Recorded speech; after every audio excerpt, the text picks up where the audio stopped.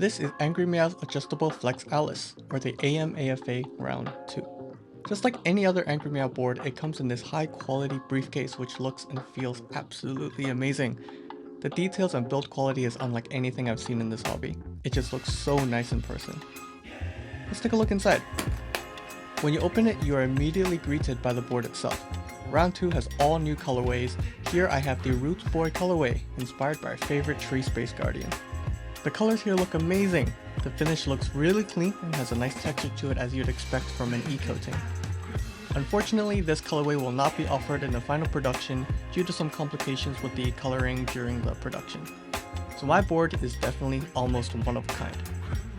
Instead, Round 2 will offer 5 different colorways: VF19ADVV2, Cybercop, Magic Forest, Unit 01, and Pink Slave. Not only that, in this round they will also offer optional graffiti faceplate covers to customize your board. Last year they hosted a graffiti competition that allowed community users to make their own designs on the AFA. 4 winning designs were picked to be made for sale, including my design, which I'm very excited for. The base kit for this board will come in at $680 US, which does not include switches, keycaps, and stabilizers. The bundle, which comes pre-built, will cost you $795 US, and the board will be released on the 29th of August. This is definitely not a cheap board by any means, but once you see the designs and thought put into the board, you can start to understand the price tag a little more. Each side of the board is covered by a plastic protective film, with the left side including some simple instructions like how to turn on the board. When you take the board out, you will see 2 boxes below. The left box includes a storage pouch and QR codes for the user manual and build guide. Now the storage pouch is a simple felt pouch to store the board, simply to keep the board clean and away from dust. I don't personally see myself using this, but it's a nice addition. The box on the right includes more hardware. Once you open it, you see extra case foam on top. There are already 2 layers of case foam in the board, so if you want a third to really dampen the sound, you have that option. The rest of the box from left to right is a leaf spring adjustment feeler gauge, a T4L key, a T6 screwdriver, extra leaf springs, extra screws, and extra ribbon cable, but I will go through these later on in the video. When you buy the board, it also comes with their hover wrist rest. This is their innovative maglev wrist rest. Nothing fancy in terms of packaging, but it does the job. These are quite interesting and unique for a wrist rest. Definitely need some time to get used to them, especially if you're not used to using one in the first place. Because of the unique design, these may not be for everyone. They also come with silicone feet if you want these to move around less on your desk. Teflon feet are installed by default, so you can move them around a lot easier. To build the board, you first take off the faceplate, which compared to round 1, this is so much easier. In round 1, you had to remove a number of screws from the back and remove the middle frame before you could take the faceplate off. For this round, all you need to do is pick it up, as it's only held on by magnets. Remove 4 screws from each side to take out the inner frame. The screws here are hex screws, but the tools given were T4 and T6 that don't fit. I'm not sure if this was just my unit, but if it isn't, I would like to see a screwdriver include something for the hex screws, or change the screws. Remember, this is an early beta version of the round 2, so things might change. Once the screws are removed, you can take out the inner frame, revealing the PCB. Already a massive improvement from round 1, as in round 1 by this stage you would have needed to remove 24 screws to reach both sides of the PCB. Reducing it down to just 8 is a major selling point in my opinion. Flip the PCB to reveal the ribbon cable, carefully remove that to take out the PCB. Let's take a closer look at the leaf spring. You can remove the leaf spring to adjust the amount of flex you want. By default, the leaf spring stopper will be in the middle, giving you the most balanced typing experience, but you can remove the stopper entirely for the softest or all the way to the end for the stiffest. When you screw the leaf spring back on, you can use the feeler gauge that is included so you know exactly where the leaf spring should be. Here I actually use it wrong, you're meant to put the gauge in the middle of the leaf. Here's a comparison of gears 1, 2, and 3, softest to stiffest. In the board, steel leaf springs are installed, but in the box, they also provide phosphorus copper leaf springs, which supposedly should be softer, so it's up to you on which you want to use. For the first build, I will keep the default setting of gear 2, the balanced configuration. Going back to the PCB assembly, there are 4 T4 screws on each corner of both plates. Remove those with the L key included to remove the plate. The assembly already has the plate foam and PE foam installed. Underneath, there's also a piece of foam stuck on the PCB itself, so this board is packed with foam.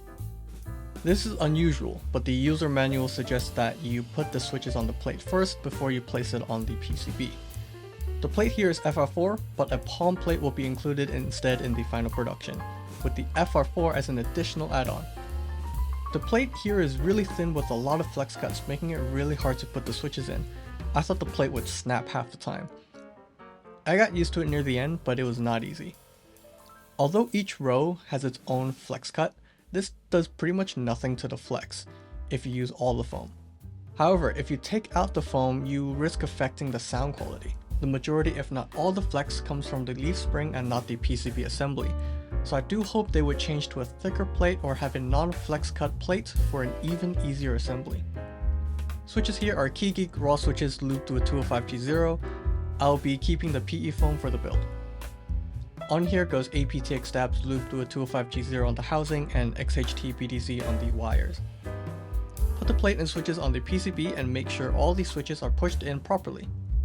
Be sure that all pins are straight before putting them on the PCB. Put the screws back on and complete the PCB and plate assembly. I'll keep the case foam that was included by default. Prepare to put the PCB back on and forget the plate foam. Redo everything with the plate foam this time, we're back on track. Connect the ribbon cable and put the PCB back on, making sure the plate sits on the leaf springs properly before putting the inner frame back on and screwing it back together. Put the faceplate back on to complete one side, repeat the other side to finish the build. On here goes GMK Botanical R2. Of course, let's not forget to peel the middle film. This center protective cover has been changed to glass in round 2 as opposed to acrylic in round 1 to increase scratch and wear resistance. The keyboard can be plugged in or connected via Bluetooth 5.1 and has two 5000 mAh batteries. Just like the round 1, this supports wireless charging with their CyberMat. Initially, I had some issues with double inputs. As you can see here, I got very confused and just couldn't type at all. This became quite big of an issue, but I will get into that later on in the video. Nevertheless, here's how the board sounds.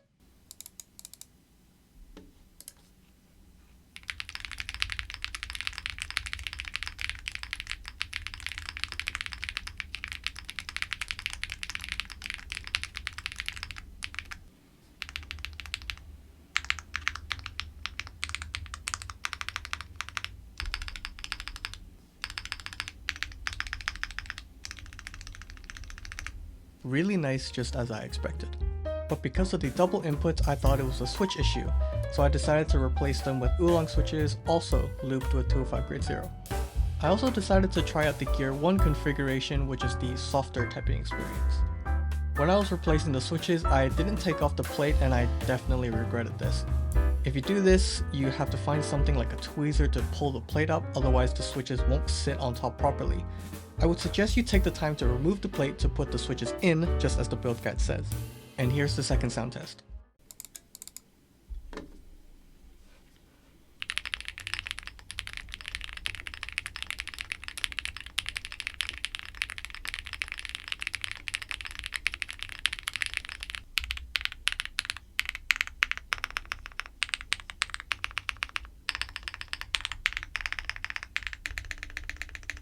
The angle of the board is nice, but the front height is quite tall.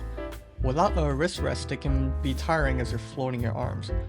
A wrist rest is almost a must in my opinion for longer typing sessions. Good thing the hover is included. For the final build, I wanted to try the copper leaf springs. I will also be using these in Gear 1.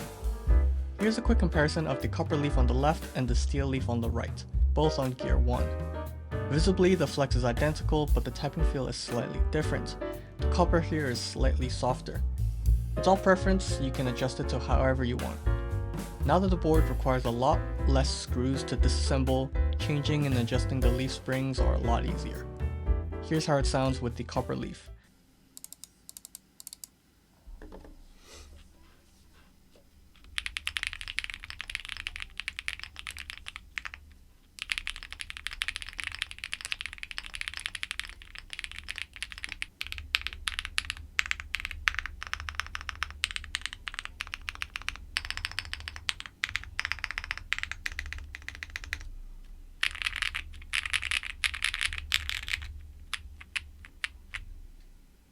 Of course, we have the RGB.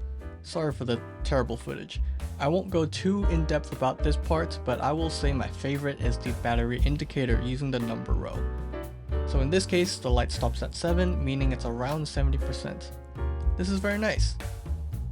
The 3 lights in the middle from top to bottom indicate the power, connection, and caps lock. You can configure the key map on their website, but you will also need to download their Angry Meow app onto your computer. You can remap every key except the function key. Once you have your desired key map, you can download the JSON file and upload it onto the Angry Meow app with the keyboard plugged in. Before we get to my final thoughts, let's enjoy the peel on the back of the board. Or not. The sticker didn't stick onto the film, so let's watch me struggle for the couple seconds. Yeah, I don't know why this was so hard, and oh, there we go.